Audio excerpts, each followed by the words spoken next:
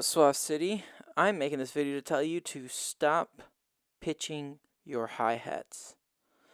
I I get it, you non-musicians, you're trying to pay homage to us actual musicians by recreating the human feel, but pitching, like changing the pitch of your hi-hat is basically equivalent of me literally switching hi-hats mid-song. Like, hi-hats are tuned to specific frequencies. They sound different depending on the how big they are.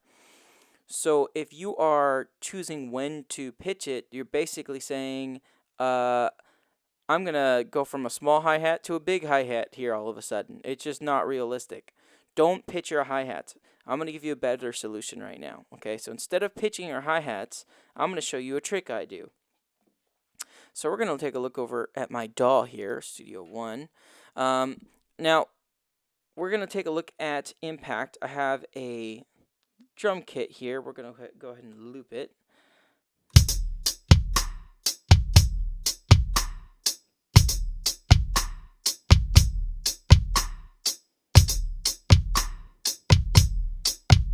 Now, as a musician myself, I can tell you, yes, it does change in sound when you're hitting the hi-hat, okay? But it's not like a note change, okay? So one thing you need to understand is when you're laying into a hi-hat, there's a difference between hitting on the top, it would be like versus like laying into it on the side, and then there's, if it's open, it splashes more, okay? But essentially when you're playing the hi-hat, even if you're not hitting it directly every time, it's still groovy. It's on a groove. It's not gonna be like randomly, oh, pitch the hi-hat here. It automatically, it accidentally does that. Because no, you can't be that robotically consistent. Even the greatest drummers, they're still gonna be somewhat different on the hi-hat every hit. And depending if they're left-handed or right-handed, they might be more of a heavy hitter or a lighter hitter. So instead, this is what you want to do, okay? No more pitching your hi-hats. It's super easy and very quick to do, especially when you work in Studio One, where it's kind of inconvenient to do so because you have to like take it out of impact, the sample, then put it into sample one so that you can pitch it. You don't even have to do that. This is my trick. It's a simple EQ trick because essentially, if you think about it, notes are just different frequencies.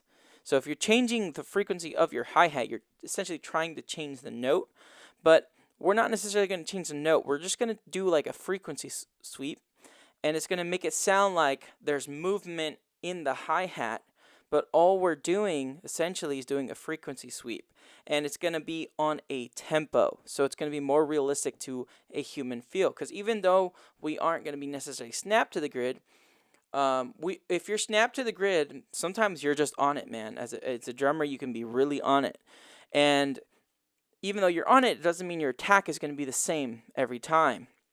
So I'm going to show you a trick that you can do that will give you that wavering sound, that human sound of touch with the grid lock.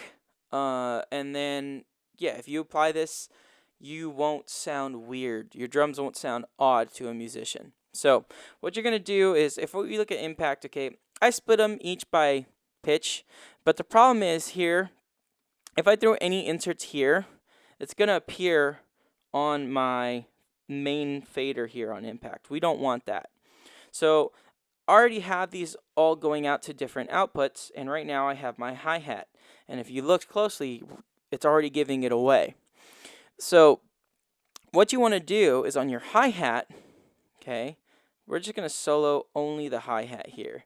So only the hi-hat. Very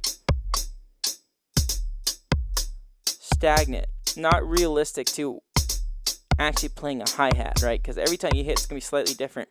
So all you got to do, instead of doing that whole thing where you change the note of your hi-hat, because that's not realistic, literally just throw a phaser on it.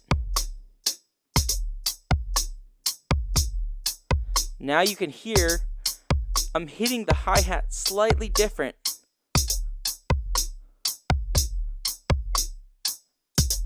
And it's very realistic because when you're locked into a groove on a drum kit, you're going to find yourself repeating a lot of motions. And a lot of times you'll see this. Boom, boom, boom, boom. Ta, ta, ta, ta. So from the side to the top. So now it's groovy and you don't even have to go in and do anything else. Just literally just throw a phaser on your hi-hat and it's going to give you that more realistic feel. So now I'm going to play the whole kit and you're going to hear it with just the with no phaser and then with the phaser. No phaser. Now we're going to throw the phaser on.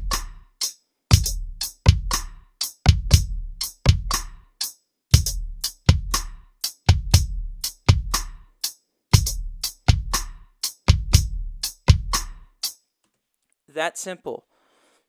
That simple. That simple. Don't pitch your hi-hats. Just throw a phaser on the hi-hat. It's going to do an EQ sweep, and it's going to sound a lot more realistic to someone actually playing the hi-hat. And then what you can do is really quickly, right now, all I did was after the phaser, threw an EQ on it to accentuate the frequency that it's manipulating. And that way,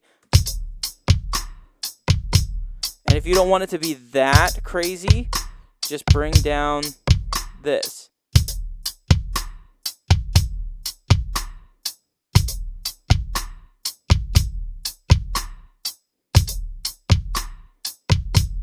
And it's a lot more realistic that way. All I did was throw a phaser on it to make it a subtle EQ sweep that makes it feel like the stick is not hitting the hi-hat the same way. Don't pitch your hi-hats. Once again, I'm Talik the Suave. Welcome to Suave City. Join us on the Discord. Other than that, peace.